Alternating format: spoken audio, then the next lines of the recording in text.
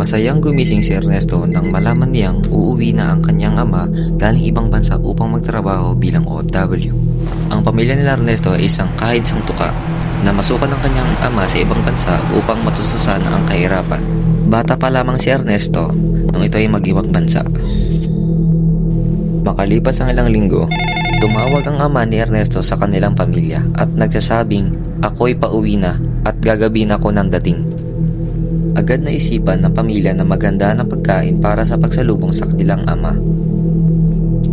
Ngunit, hindi sapat ang kakarampot na kinita ng ina sa paghapong paglalabada. Si Ernesto ay dali-daling bumalik sa kanyang gawi na pang-hold up. Pagsapit ng alas 8 ng gabi ay nag-abang ng maaaring papagkitaan at pabiktima si Ernesto. Nang nakita niya ang paserong sasakay na sa taxi, ay dali-dali niya itong hinarangan sa pagpasok at biniktima. Ang pasero ay tinutukan niya ng patalim pero ito'y pumalag at pilit na pinipigilan si Ernesto.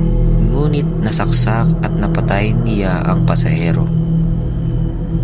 Pag-uwi, ay ibinili agad ni Ernesto ang kaniyang tinita sa pagnanakaw ng maiihain para sa ama. Pagkalipas ng isang oras ay lumabas sa kanilang telebisyon na may natagpuang bangkay sa inabandonang residential area. Agad natukoy ng ina ang bangkay at ito ang kanilang ama na pauwi na sana sa kanilang tahanan.